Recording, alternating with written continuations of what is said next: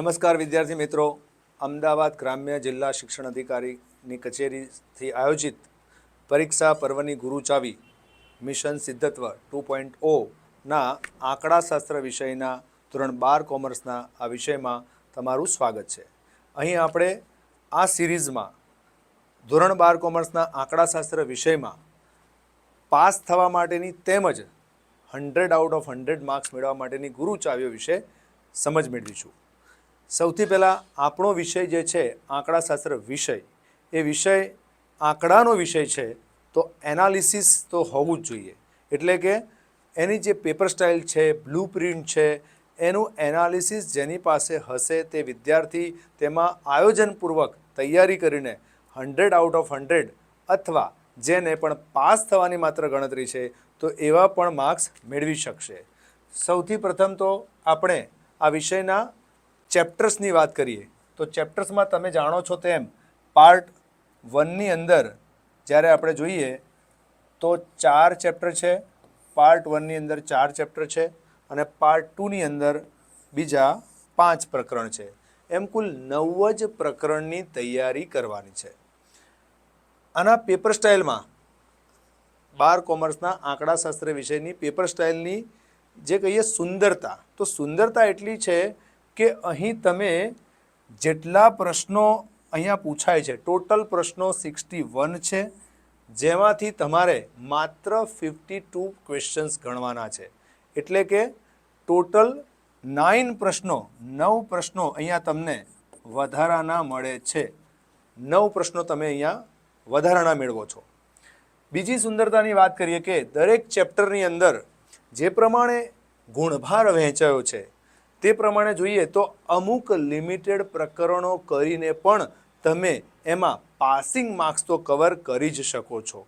જો કોઈ વિદ્યાર્થી એવું નિશ્ચિત કરે કે એને પાર્ટ 1ના ચેપ્ટરમાં સમજ પડે છે અને પાર્ટ 2ના ચેપ્ટર્સમાં સમજ નથી પડતી અથવા ઓછી સમજ પડે છે, તો પાર્ટ 1ના ચેપ્ટરોનું જો તમે ટોટલ જુઓ તો 48 માર્ક્સનું થાય છે અને પાસ થવા માટે માત્ર 33 ગુણ જોઈએ છે.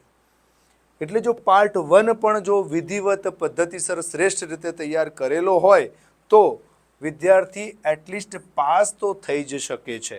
એટલે અહીં હું પાસ થઈ જવા માટેની માત્ર એટલા માટે વાત કરી રહ્યો છું કે જે પણ વિદ્યાર્થીઓ એવું સમજતા હોય કે વર્ષ પૂરું થઈ જવા આવ્યું છે, તૈયારી થઈ નથી, તો અમે શું કરીશું, પણ અહીં પણ હજુ પણ તમારી પાસે સમય છે અને એ સમયમાં તમે એટલીસ્ટ પાર્ટ 1 તૈયાર કરી શકો છો અને પાર્ટ 1ની તૈયારી કરીને તમે પાસિંગ માર્ક્સ તો મેળવી શકો છો. તમારું વરસ બગડશે નહીં. અને જો હું અહીં જે સમજાવીશ, ગુરુચાવીઓ આપીશ આખી સિરીઝ દરમિયાન, તે પદ્ધતિ પ્રમાણે જો તમે તૈયારી કરશો તો તમે એટલીસ્ટ 70% માર્ક્સ સ્ટેટિસ્ટિક વિષયની અંદર તો પ્રાપ્ત કરશો જ. બરોબર છે? તો આ તમારે ધ્યાનમાં રાખવાનું છે. અહીંયા તમે જોઈ શકો છો કે દરેક પ્રકરણવાર જે પ્રશ્નો જે છે, મેં અહીંયા એક આખું માળખું બનાવ્યું છે. તમારે એનો સ્ક્રીનશોટ તમે ચાહો તો લઈ શકો છો અને તેના ઉપર થોડું આપણે અહીં દૃષ્ટિપાત કરીએ તો સેક્શન એ 1 ગુણના પ્રશ્નો છે, સેક્શન બીમાં પણ 1 ગુણના પ્રશ્નો છે, સેક્શન સીમાં 2 ગુણના પ્રશ્નો છે, સેક્શન ડીમાં 3 ગુણના પ્રશ્નો છે અને સેક્શન ઈમાં 4 ગુણના પ્રશ્નો છે, સેક્શન એફમાં 5 ગુણના પ્રશ્નો છે. સેક્શન એના જેટલા પણ પ્રશ્નો છે એ ટોટલ 20 પ્રશ્નો છે. 20 પ્રશ્નો કમ્પલસરી છે, theory base, MCQ base question છે અને આ 20 માર્ક્સ કવર કરવા માટે તમારે દરેક ચેપ્ટરના ચોપડીના, સ્વાધ્યાયના, સેક્શન એના પ્રશ્નો તૈયાર કરી લેવાના. સેક્શન એ અને સાથે સાથે સેક્શન બી પણ કરી લેવાનું. આ વિભાગ બી, સેક્શન બીના જે પ્રશ્નો છે એ ચોપડીના દરેક સ્વાધ્યાયના, અહીંયા પણ 10 પ્રશ્નો છે, કમ્પલસરી છે, એમાં એક પણ પ્રશ્નો ઓપ્શન નથી. તમે જો દરેક ચોપડીના દરેક પ્રકરણના, સ્વાધ્યાયના, સેક્શન એ અને સેક્શન બીના પ્રશ્નો જો તૈયાર કરી લો છો તો તમારા આ 30 માર્ક્સ તો ક્યાંય જવાના નથી. એટલે 30 માર્ક્સ પાસ થવા માટે 33 જોઈએ. 30 તો સેક્શન એ અને બીમાં જ કવર થઈ જાય છે, બરોબર, જો આટલી પદ્ધતિથી તૈયારી થાય તોની વાત છે. ત્યાર પછી આગળ જોઈએ તો સેક્શન સીમાં ટોટલ પ્રશ્નો પૂછાય છે 9, જે 2 ગુણના પ્રશ્નો છે, જેમાંથી તમારે 7 પ્રશ્નો ગણવાના છે. એટલે અહીંયા તમને 2 પ્રશ્નો એક્સ્ટ્રા મળી રહ્યા છે, 2 ક્વેશ્ચન એક્સ્ટ્રા મળી રહ્યા છે. સેક્શન ડીની વાત કરીએ, 3 ગુણના પ્રશ્નો છે, જેમાં ટોટલ અહીંયા પૂછાય છે કેટલા?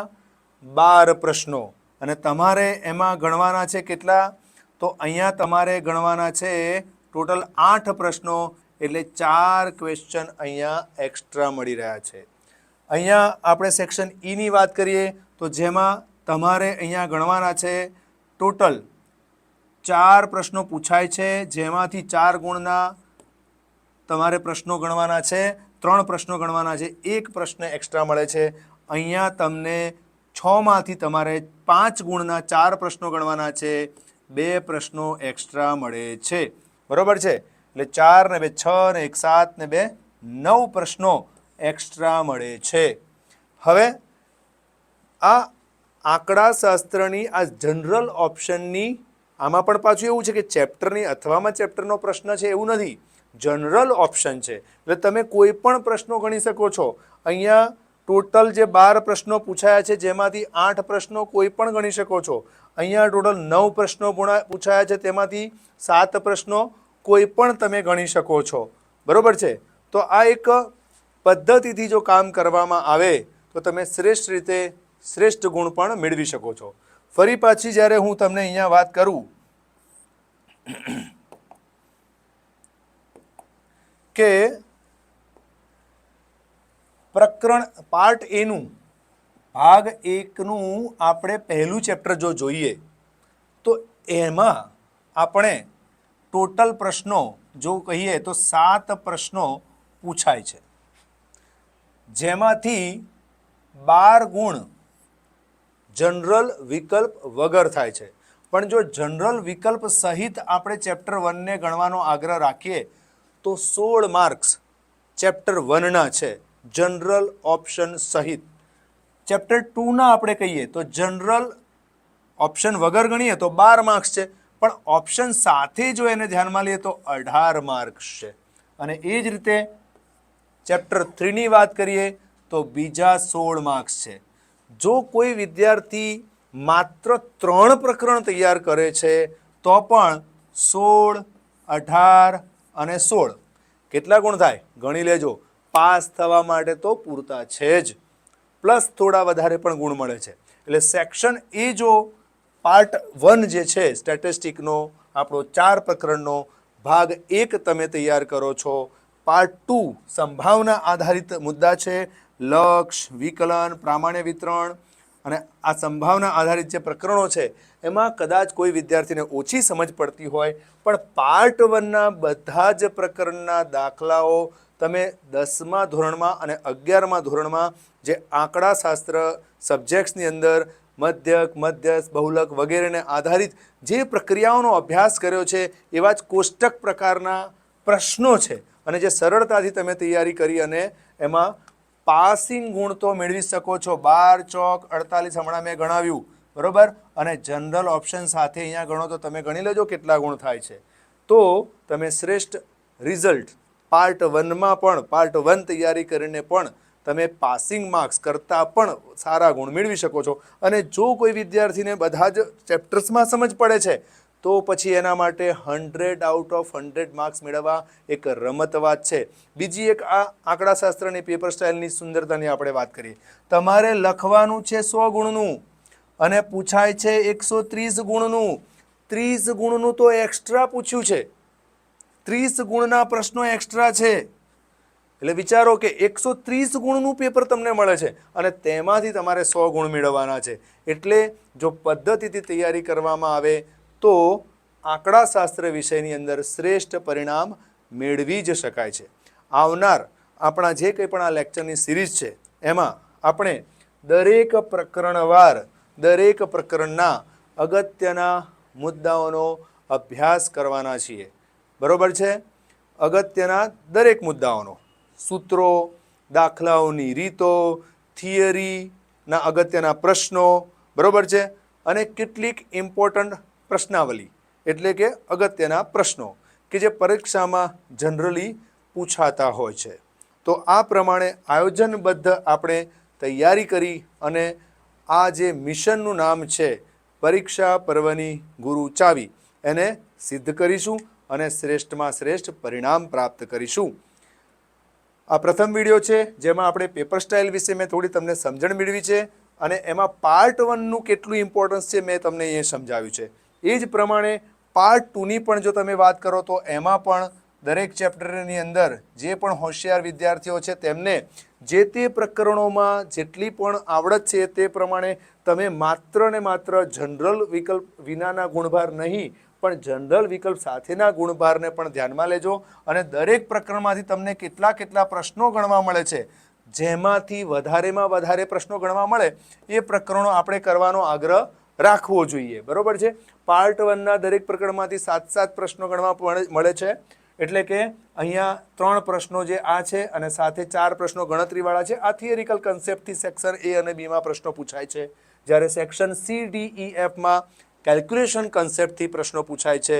તો કેલ્ક્યુલેશનના પ્રશ્નોને પણ જો ધ્યાનમાં લઈએ આપણે, કદાચ કોઈ વિદ્યાર્થી એવું વિચારે કે મને થિયરી નથી આવડતી, તો તમે માત્ર જો આટલો પણ સેક્શન, જો કે થિયરી નહીં આવડતી એવો મુદ્દો આપણે રહેવા નહીં દઈએ, આખી સિરીઝ દરમિયાન અગત્યની થિયરીઓ ઉપર પણ થોડો પ્રકાશ પાડીશું અને તેને પણ શ્રેષ્ઠ રીતે તમે પરફોર્મ કરી શકો તેવો પ્રયાસ કરીશું. પણ માત્ર ગણતરીવાળા સેક્શનની પણ જો આપણે વાત કરીએ છીએ તો પણ 30 માર્ક્સ કાઢી નાખતા 70 ગુણના તો ગણતરીના દાખલા જ પૂછાય છે. એટલે જો ગણતરીના દરેક પ્રકારના દાખલા ઉપર પણ જો આપણે તૈયારી કરીએ છીએ તો પણ 70% માર્ક્સ તો પ્રાપ્ત થઈ શકે છે. અને જ્યારે જો આપણે આ સેક્શન એના પાર્ટ એના જ જો ગણતરીવાળા પ્રશ્નોની જો વાત કરીએ તો અહીંયા આપણને આ 1, 2, 3, 4 8 ગુણ, 2 ગુણના પ્રશ્નો છે, 4 એટલે અહીંયા 2 ને 2 4 ને આ 2 6, 6 તરી 18 ગુણ પાર્ટ એની અંદર ગણતરીવાળો મળે છે. અને અહીંયા ટોટલ અહીંયા જે સેક્શન એફની આપણે જ્યારે વાત કરીએ તો 1 ને 1 2 ને બીજા 4 એટલે કે 6, તો અહીંયા 6 પંચા ને 30 ગુણના પ્રશ્નો, એટલે કે તમારી પાસે 30 + 8 + 18 એટલે કે ટોટલ 56 ગુણની જે આપણે વાત કરીએ તેમાંથી તમે પાસિંગ માર્ક્સના એટલે કે 33% ગુણ તો મેળવી જ શકો છો. એટલે કે સેક્શન એનો પણ જો માત્ર ગણતરીવાળો સેક્શન જો કરવામાં આવે છે, તૈયાર કરવામાં આવે છે, યોગ્ય પ્રેક્ટિસ સાથે એમાં માસ્ટરી કેળવવામાં આવે છે અને એની પણ સુંદરતા એવી છે કે તમે ઘણા બધા પ્રશ્નોમાં રીતો, સૂત્રો વગેરેને લઈને કન્ફ્યુઝ છો, પણ એનું જ સમાધાન અહીંયા આપણે આ લેક્ચર સિરીઝમાં આપવાનું છે અને એ પ્રમાણે તમે તૈયારી કરશો તો તમે સેક્શન એનો ગણતરીવાળો પાર્ટ 1નો પણ ગણતરીવાળો પોર્શન તૈયાર કરી અને પાસ તો થઈ શકો છો. બરોબર. બાકી 100માંથી 100 ગુણ મેળવવાની ગુરુ ચાવી વિશે જ આપણે આખી સિરીઝમાં વાત કરવાના છે. એનો જે વિદ્યાર્થી જેટલો લાભ લઈ શકતો હોય તે લઈ શકશે. અહીંયા આપણે આજની લેક્ચર પૂર્ણ કરીશું અને અંતમાં આ વિડીયો પૂરો થાય એટલે પાછળ ગીતાનો એક શ્લોક આપવામાં આવ્યો છે જે તમારામાં આત્મવિશ્વાસ અને તમે પરીક્ષા સારી રીતે આપી શકો તેનું માર્ગદર્શન આપતો એ સંદેશ છે, તો તેને અચૂકપણે વાંચજો. Thank you.